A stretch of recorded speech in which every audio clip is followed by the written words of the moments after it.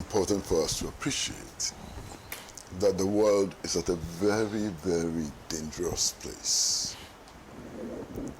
The estimate is that 9 countries in the world have acquired the power to destroy this world, this earth, 10 times over.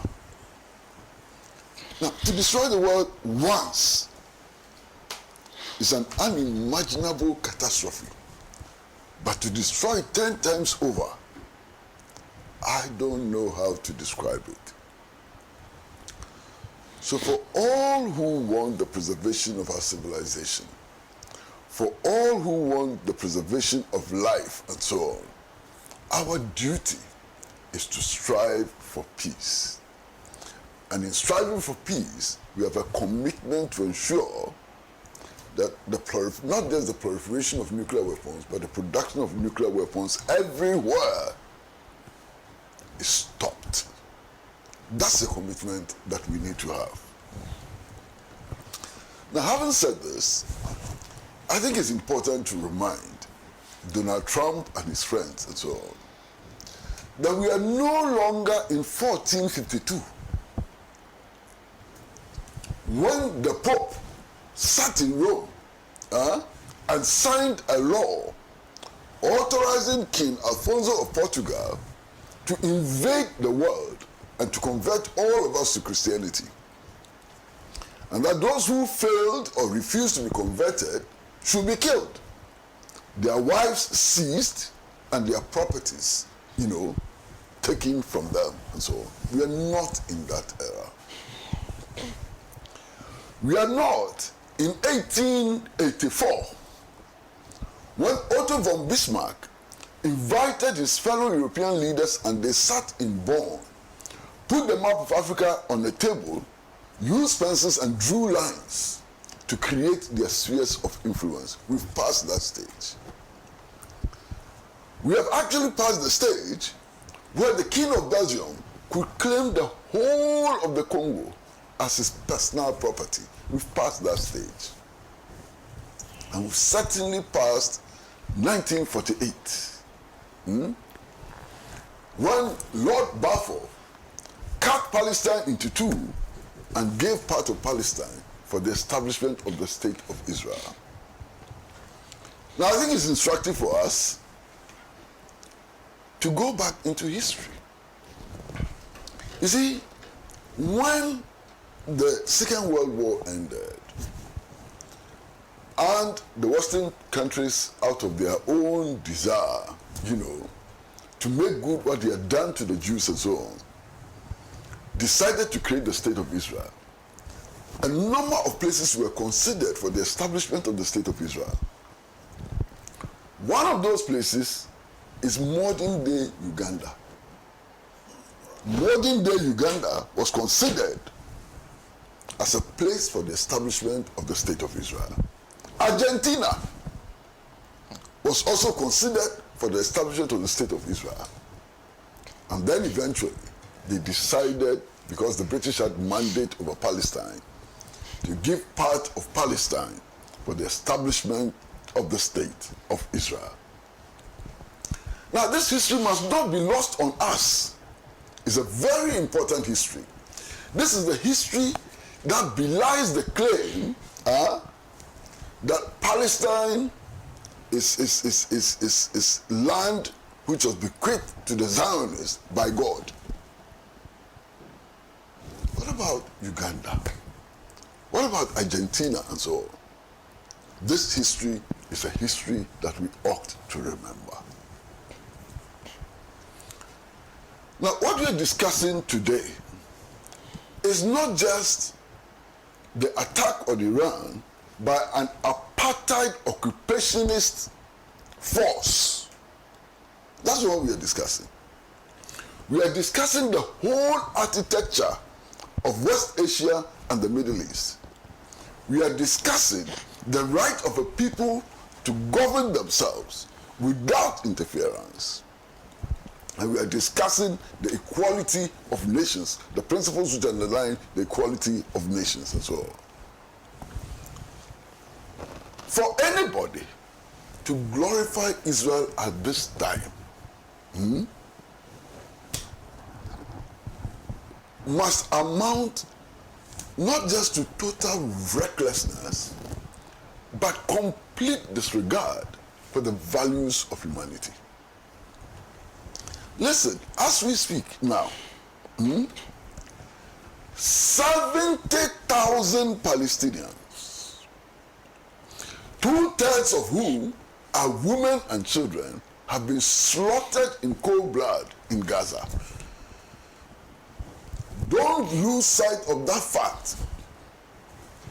70,000 Palestinians, 2/3 of them, women and children, have been slaughtered in Gaza. Last night, I was watching television. I was watching CNN. I wasn't watching Al Jazeera. I was watching CNN. What is happening? The Israelis have taken over the distribution of relief items and so on to these Palestinians who have been displaced, whose homes have been bombed, whose schools have been destroyed, and so on. So they've created centers for the distribution of aid. And then when information goes out that there is food at these centers, and the Palestinians start trooping to the centers to go and take food and water, they open fire on them. Who can justify this? Innocent and armed Palestinians rushing for food and water, they open fire on them and kill them. And sometimes 70 people a day, sometimes 100 people a day, and so on. Who can justify this? Now, that is not all. I want to just a few examples. You see, Palestinians who lost their homes, who were victims of the Nakba, and so 1948, and so on, who are refugees in other countries, have no right of return to their homeland. Palestinians, they have no right of return to their homeland. But anybody anywhere in the world, in Ghana, in Afghanistan, in Togo, anywhere, who claims to be a Jew has automatic right of return to Palestine. Does that make sense to you? That Palestinians who are exiled as a result of Nakba and so on, are not allowed to return to their homeland. But anybody anywhere in the world can be a national of Germany, can be a national of Czechoslovakia, anywhere, who claims to be a Jew has automatic right of return. Does that make sense? Now, we are talking about the possibility, and here we are talking about the possibility of Iran making a nuclear bomb, producing a nuclear bomb. Possibility. Because even the Israeli Prime Minister himself says that Iran is only a few months, sometimes it's a few weeks away from producing a bomb. That's what he says. That's the allegation. Okay. Now, be that as it may, Iran has signed the Non-Proliferation Treaty. Iran's nuclear facilities are subject to inspection by the International Atomic Energy Agency. They are inspecting Iran's, nuclear facility and so on. They are inspecting it on a constant basis. They issue reports on a regular basis and so on. They haven't produced a nuclear weapon yet. Israel admits that they haven't produced a nuclear weapon yet. Israel has produced a nuclear weapon, has not signed the Non-Proliferation Treaty. And if you remember, in the late 1960s or 1970s, an Israeli who was working on the nuclear facility actually disclosed to the world what Israel was doing. You remember? You will remember. He was arrested, imprisoned, put in solitary confinement, and so on. After so many years, he was released. The first time he granted an interview, he was locked back in. This is an Israeli citizen. Okay? Israeli citizen. In fact, the estimates now, the last time I checked last night, the estimates now that Israel has 90 nuclear warheads. 90, not one. 90 nuclear bombs. The last time I checked, yesterday, 90. Iran has none.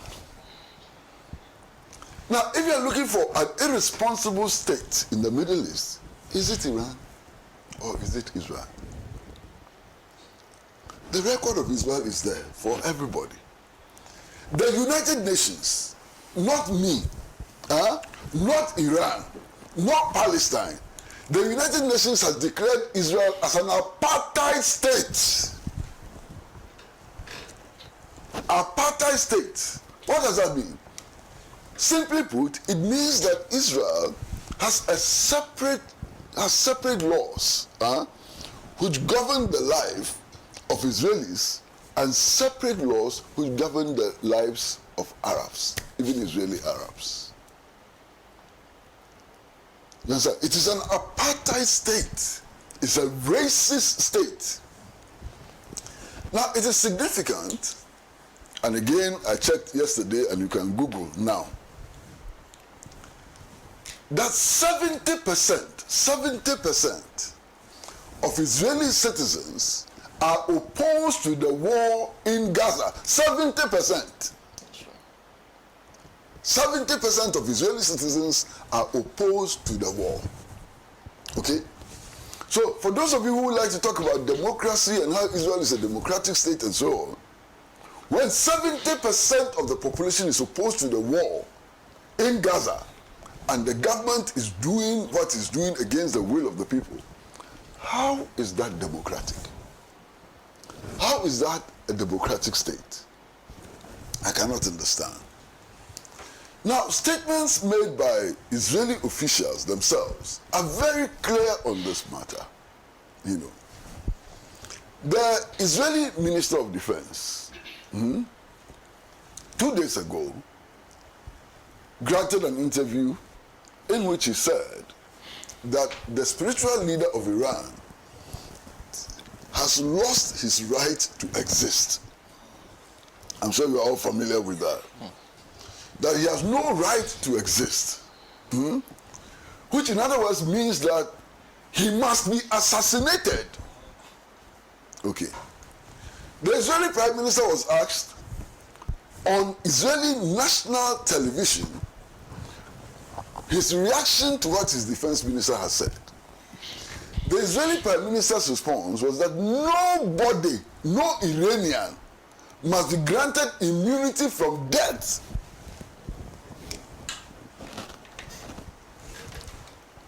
Benjamin Netanyahu, he says no Iranian must be granted immunity from death. I mean, if this is not a declaration of genocidal intent, what else can be a declaration of genocidal intent? That 90 million people should be wiped out. This is Benjamin Netanyahu's own words and so on. Now, for me, one of the other most interesting things is simply the fact that the Iranian nuclear program was started by the United States of America. The technology, the equipment, everything was provided by the United States of America when the Shah was in charge. Okay? So America's objection to Iran producing nuclear power and so on is not because there's any problem with the production of nuclear power, but who is in charge. They don't like who is in charge. If the Shah were there, America would have had no problem because America started that project. Okay? Now, I have had the privilege of visiting Iran many, many times. You understand? And I'm quite sure that my brother here, the Honorable Member of Parliament, perhaps has not visited Iran. I mean, I can say on authority that I know most parts of Iran like the back of my hand. And his description of the situation in Iran is a far cry from the reality in Iran. You see, Western analysts and so on make a lot of noise about the discrimination of women in Iran. Now, when they talk about the discrimination of women in Iran, what are they talking about? They are saying that Iranian women are not free to walk about without veils. If I lie, tell me. That's the main argument that they make. Now, anybody who has been to Iran or anybody who has encountered Iranian women would know, unlike other places in the Middle East and West Asia and so on, Iranian women wear their scarves halfway. You know, the scarf starts from somewhere here and goes back and so on. So their front is normally revealed. It is very rare to find Iranian women who are fully covered. But me, that's not even the issue. You understand? The issue is this. Today, in Iran, more women graduate from the universities than men. How many countries in the world have more women graduating from the universities than men? Is that not also about human rights? Who has access to education and so on? Is that not a human rights issue and so on? Not just that. The first woman ever to win the Nobel Prize for mathematics was who? An Iranian woman. Okay? So you counterbalance that with the condition of women in the United States of America and the condition of women in France and the condition of women in Britain. And if you're a Ghanaian woman, which one would you accept? That you are free to leave your hair and you are denied access to education, that you are free to leave your hair and you are denied access to employment, you are free to leave your hair uncovered, and is discriminated against when it comes to appointments and so on. So you weigh the two. I would prefer a situation where women enjoy all the rights that women ought to enjoy. But those who criticize Iran for discrimination against women have no such right, because the condition of women in their countries are far worse than the condition of women in Iran. And I think that this point must be amplified very, very clearly. Now, there's something which just beats me completely. Israel claims that has launched this war to destroy Iran's capacity for producing a nuclear bomb. That's the claim. Not so. So Israel launches the war, and the second day after launching the war, admits that it has no capacity. Israel admits that it has no capacity to destroy Iran's nuclear facility. And that the only country which can destroy Iran's nuclear facility is the United States of America. And then he starts appealing to the US to join them. Wow. Massa, they themselves are claiming that they launched the war to stop Iran from developing the capacity. They have launched the war finish, so they launched the war finish. Then they turn and say, we don't have that capacity. If America doesn't come to our aid, we will not be able to achieve that objective. What does that tell you? Massa, what does that tell you? What that tells you simply is that this is a reckless adventure. Complete reckless adventure. Okay? Now, if you watch the United States under Trump is using Israel Israel's attack on Iran as a bargaining chip. Israel go and attack them, weaken them, so that they will come to the negotiation table. That's all. What does the U.S. want from the negotiating table? That is even confused. First, the United States of America and its Western allies sat down with Iran and negotiated the JCPOA. You understand? They negotiated it. All of them, with their nuclear experts, the international relations experts and so on, sat with Iran and agreed that this agreement, we believe, will not make it possible for you to declare, to develop nuclear weapons and to use it recklessly and so on. They all agreed. They signed the agreement, the JCPOA agreement, they signed. When they finished, and Donald Trump became president, Donald Trump alone then decided that the agreement should be cancelled.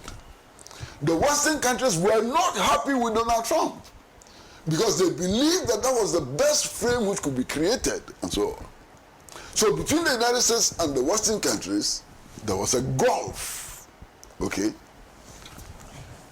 Then Joe Biden came to power and so on, and somehow he didn't have the nerve to reverse the Donald Trump situation, and it persisted and so on. And then Donald Trump came back to power. Donald Trump comes to power and says, we still want to negotiate. The Iranians said, no problem, let's negotiate. They started negotiations. They have had 4 rounds of negotiations. Israel attacked on Friday or Saturday. The next round of negotiations was to take place on Sunday to seal the deal. They have been talking about what to do, the framework to have for Iran's development of nuclear energy and so on. One day more to the conclusion of the talks, Israel attacks. Who can justify this? Who in his right mind or her right mind can justify this attack? One day before the negotiations are concluded. So clearly this attack was intended to destroy the possibility of an agreement. Clearly intended to destroy the possibility of an agreement. Now, let's look around the world and so on. Let's look around the world and see, you know. You see, those who are criticizing Iran, those who think that Iran is a power state and so on, they must look at themselves first. My brother, listen, these countries which are lining up behind Israel, these are the same countries who went into the Congo, staged a coup d'etat, arrested the democratically elected president of the Congo, Patrice Lumumba, killed him, and 2 weeks ago, the intelligence officer who led that operation confessed that he cut Patrice Lumumba's body into 34 parts, removed his front teeth as a souvenir, and dissolved his body. The body of the democratically elected Prime Minister of the Congo was dissolved in acid. What moral authority can they have? What moral authority can they have? These countries which are lining up behind, Israel, the United States of America. The United States of America is the only country in the world which has used a nuclear bomb. It used it twice, in Hiroshima and Nagasaki in Japan. The people of Hiroshima and Nagasaki continue to suffer the consequences of that recklessness. Has Iran ever used a nuclear bomb? Or even just an ordinary dirty bomb? The US has used it twice in Hiroshima and Nagasaki. Where is the moral authority of the U.S. today to be pontificating to us and so on. Where's the moral authority? You see, and for those of you who think that this is a religious conflict, okay, and that because you are Christian, you must necessarily support Israel, please read the Bible again and check your facts. First of all, if you see all the videos of the protests in the United States against the genocide that Israel is committing in Gaza, you find Jewish rabbis in the forefront of the anti-Israel demonstrations. And my brother, that is where I come to you. You claim that this gentleman sitting here, by religion, is a Muslim, is a Shia Muslim, and therefore should not have been on the program, should have brought a Jew. The majority of Jews are opposed to the genocide that Israel is committing. The majority of Jews are leading demonstrations in Western Europe and in the United States of America against what the Zionist regime is doing. So there's no guarantee that if you bring a Jew here, he will say anything different from what any one of us is saying. There's no such guarantee. And to believe that the mere presence of a Jew on this panel will change things is to misunderstand the situation in Israel. Okay? So first of all, you have 70% of the Israeli population opposed to war with Palestine. You have the vast majority of Jews in the world opposed to the genocide that Israel is committing, and so on. Now, let us be clear. Let us be clear. Any study of African history and African struggle for liberation and freedom will reveal that Israel has been against us from the very beginning until now. The Israeli intelligence agency was a collaborator of the apartheid intelligence agency in South Africa. In fact, the arrest of Nelson Mandela was coordinated between apartheid intelligence, the US intelligence, and Israeli intelligence. No doubt at all about that. 3 days ago, videos came out of Israelis running into the bomb shelters. And I'm sure that perhaps all of you have seen those videos. Black people who live in Israel, who were also running into the shelters to protect their lives, were prevented from entering the shelters. They were prevented from entering the shelters. So if you're an African, and you want to support what is happening in Israel, something must be wrong with you.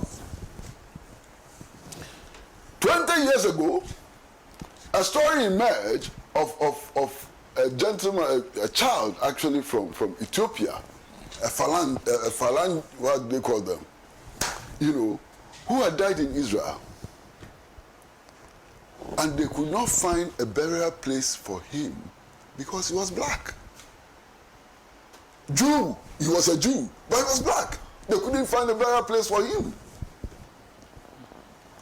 because he was from Ethiopia. This is a big story which made the headlines all over the world. So if you're an African and you support this carnage, something must be wrong with you. If you're an African and you support this carnage, something must be wrong with you. Even burial grounds are denied to the African people. Now listen, and Honorable, I heard you say, for example, that as for us, we are living in peace. After this program, we'll walk down and walk to our cars and so on. Honorable, you completely misunderstand the world situation. You completely misunderstand it. As a result of what is happening, this aggression that Israel is waging against Iran, our government has decided to suspend the implementation of the levy imposed on fuel, which have enabled us to retire $4 billion worth of debt in the power sector. Do you know the implications of that? The implications of that is that this country may, at a later time, not be able to produce electricity. That means the collapse of our industries, the collapse of our educational institutions, the collapse of our hospitals and everything. So what is happening may appear to be between Israel and Iran, but has devastating consequences on us. And in any case, the nuclear scientists tell us that if they manage to find the right weapon and attack the nuclear facility at Fudan, the environmental consequences would affect everybody in the world. Every nation in the world will suffer. So it is not true that we are insulated from what is happening there. The consequences would affect us. And that is why it is important for us to speak loudly and clearly that this nonsense must stop. That no nation is superior. That the sovereignty of one nation is not inferior to the sovereignty of another nation, and so on. We must insist upon that. Now, you see, people talk about the right of Israel to exist, and so on. Now, when you are talking about the right of Israel, what geographical dimension are you talking about? Which country is Israel? Israel is the only country in the world which has no fixed borders. You want to challenge that? The only country in the world which has no fixed borders. Every day, every week, every month, every year, it keeps expanding its borders.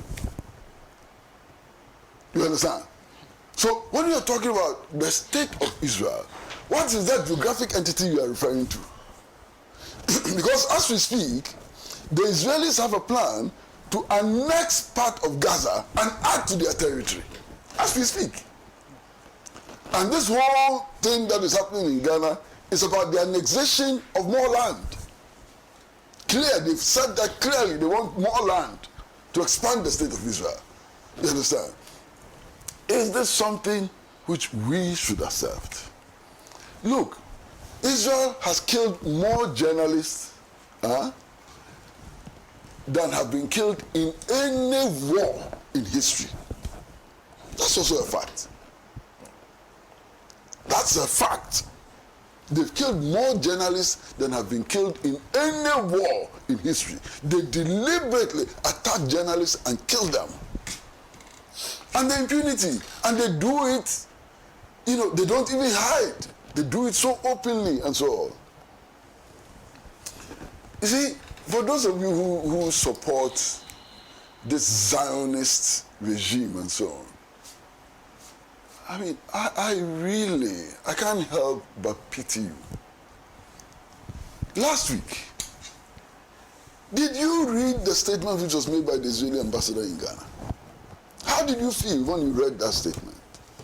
Has no respect for our government. Honorable, he has no respect for your government. He has no respect for your president. The Israeli ambassador to Ghana actually calls the press and tells the press that he's disappointed in the government of Ghana. He's disappointed in the government of Ghana. What is the basis of his disappointment? One, that our government pursues a non-aligned policy. And as far as he, the Israeli ambassador, is concerned, Ghana should not be a non-aligned state. And that Ghana should defer the non-aligned movement. What effrontery. He doesn't end there. This Israeli ambassador says that he knows that Ghana belongs to the African Union. But we should not listen to the African Union. We should break ranks to the African Union. What? What impunity? What arrogance? And then he goes on and says we should have nothing to do with the Arab League and so on. This natty Israeli ambassador in Accra wants to dictate to President Mahama how he should run his foreign policy, how he should run his government. He feels emboldened. He's so big, he's bigger than Mahama, he's bigger than the NDC, he's bigger than our parliament and so on. And you want to support this? Unbelievable. And this arrogance finds expression in everything they do. This belief that they are specially chosen by God is the fundamental thing when it comes to Israeli policy. In any case, Sana, let me say something. Sana, look, the Israelis, not all the Israelis, I mean the Zionists who are in power in Israel, have constantly been insulting God. Take it from me, they have constantly been insulting God. They claim that God created all of us, and after creating all of us, decided to select this small number of Zionists in Israel as his chosen people against the rest of us. Don't you think that that's an insult to God? I mean, what kind of a God will create the world and all its people, including Filipinos, including Argentines, including Brazilians, including Arabs, including Zulus, and so on, Fantis and Ashantis, and so on. And after creating this beautiful mosaic of people and so on, decide that I will support only a small number of them, less than 10 million of them. They are the people I will support against the rest. What kind of God is that? That God must be very partial. That God must be very unfair. So if you believe in this theory of the chosen people, that is how you think. If you believe in this theory of the chosen people, you are insulting God. You think that God is partial, God is not fair, and so on. Think about it. In any case, all those of you who every now and then want to go to Israel for religious pilgrimage and so on, Senna, do you know the birthplace of Jesus, where Jesus was actually born? Do you know that it is not in the modern day Israel? It's in Palestine. So Jesus was Palestinian. Jesus the Christ was Palestinian. He was not an Israeli, he was Palestinian. You understand? Not just that. The Church of Nativity, that is the church which was built on the manger where Jesus was born. It's in Palestine. Do you know something? Pope Francis, before he died, the Pope who recently died, was on telephone call on a daily basis with Gaza. Go and check. Expressing his solidarity with Gaza and so on. Why? There are more Christians in Palestine than there are in Israel. More Palestinians are Christian than Israelis are. This is a fact. You understand? And indeed, there are a lot more Muslims who are citizens of Israel. So this whole confusion and so on, where is it coming from? It comes from ignorance. Ignorance of the facts. Ignorance of religion. Those who read the Bible upside down, they read the Bible upside down and come to all kinds of unrealistic conclusions and so on. But you see, now we don't have all day. We don't have all day. So let me say that war has consequences. And one of the consequences of war is untold suffering, usually for the vulnerable, not the powerful people, not the people in power. You understand? One of war's consequences is suffering of the vulnerable people in our societies and so on.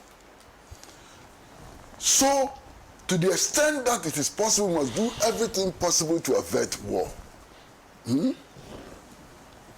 This particular war has been said by the Secretary General of the United Nations, has been said by all the prominent leaders of the world, can lead to a thermonuclear third world war.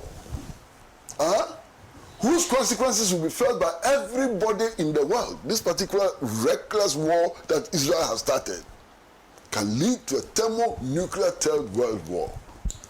This war has already started affecting our pockets and our well-being and so on. Sure. We must do everything possible to bring this war to an end as quickly as possible.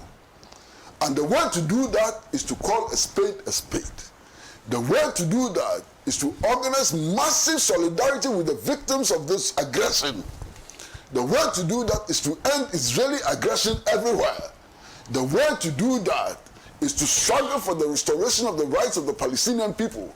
The way to do that is to support the two-state solution that the whole world, including the United Nations, agrees is the way forward. Now listen, why? Yasser Arafat and Yitzhak Rabin sat down and to the displeasure of many people and so on, signed the Oslo Accord, which guaranteed the establishment of an independent state of Israel with security guarantees, alongside the establishment of an independent state of Palestine with security guarantees and so on.